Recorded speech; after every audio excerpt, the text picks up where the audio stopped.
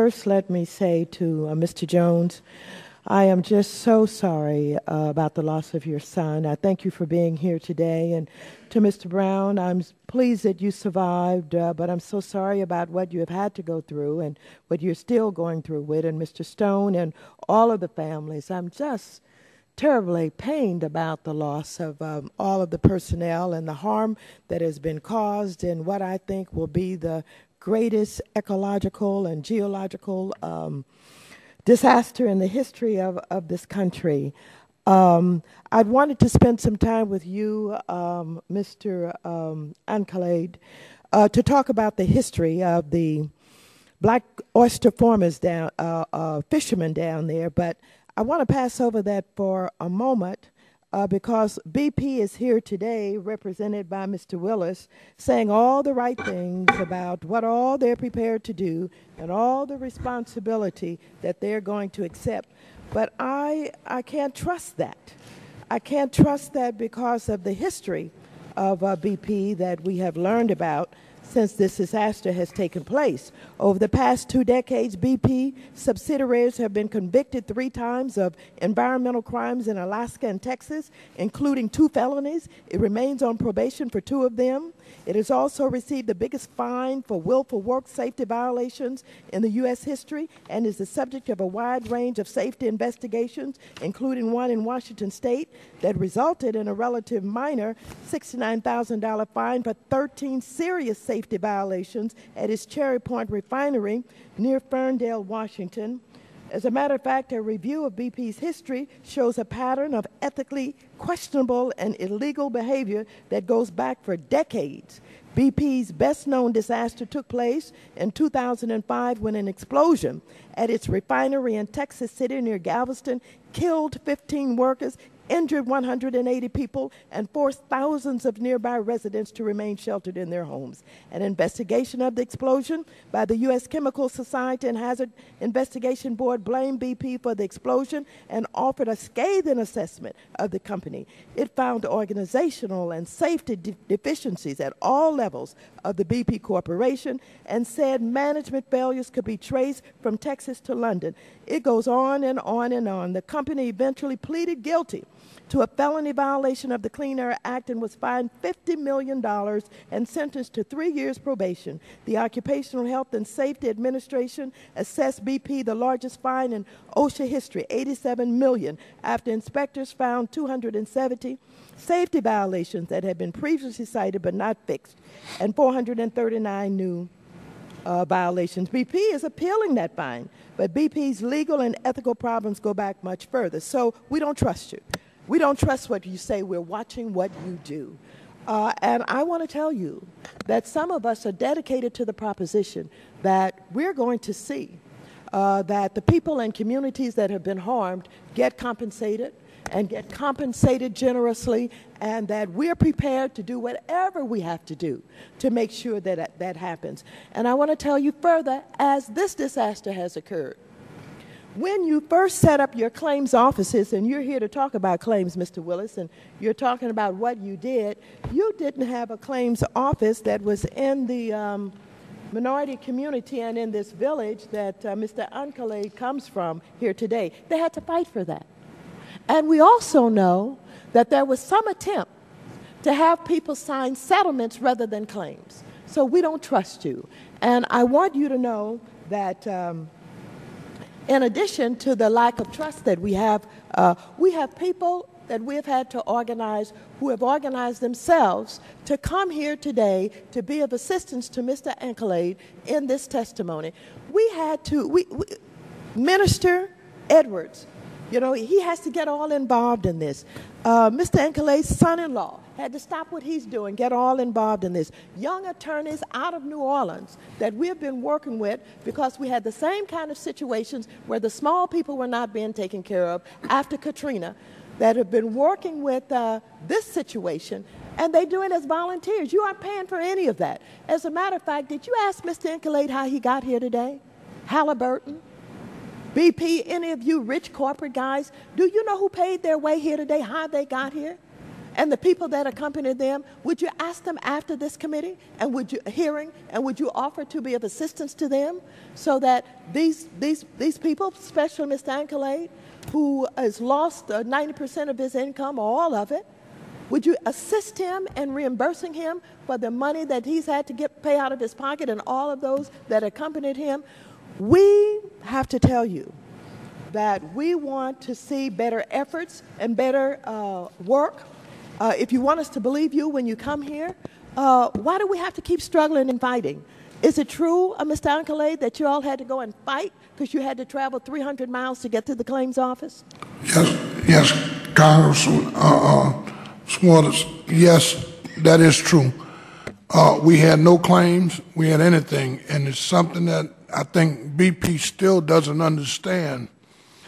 You know, food stamps and welfare is fine for elderly people that are home that cannot support themselves, that's living off of $500 a month. These fishermen work hard. They have boats that values in excess of $100,000. They have oyster beds. They're worked, bedded, and everything. I don't feel I should have to go up to a food stamp office to get food stamp to support my family for something that was out of my control. I had no doing with for someone else to put me out of business. And I say, you know, we live in a country that I love dearly. I'm a veteran. And I know anywhere if we did harm to any country or any citizen in another country, we would have to pay. The United States government would take care of that family just as we have done in the past. What I'm saying is, no, I'm sorry, we are a proud people. Food stamps and welfare belongs with people that cannot feed or work and take care of themselves. We are proud people. Mr. Willis, I just reviewed your claims process. Yes, ma'am. And I understand that people are calling in, they ask for certain information, and they don't send the claims adjuster out.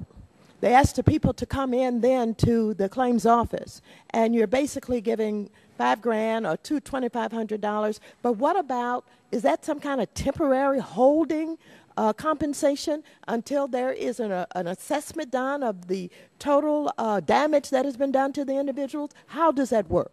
I'm happy to answer your question, Representative Waters. And I wanted to start by just saying that in Louisiana alone, of the claims we've paid, over 60% of the monies that have been paid out to date, over 60% of the $37 million has been paid in Louisiana. We've paid a total Just tell me how the claims process works. How the claim process works.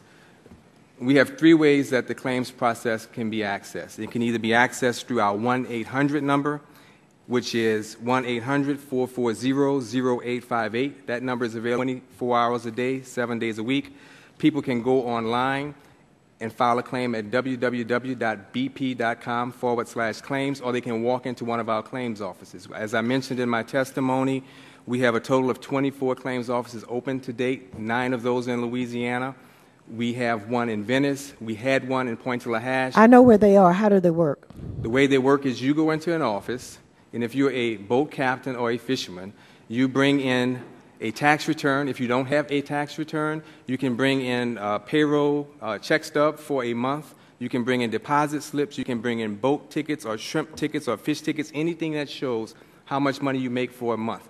What we've tried to do is not put a cumbersome process in place. When I got involved in this, and please, when you bring in all your documentation and it's agreed upon, how much money can you receive?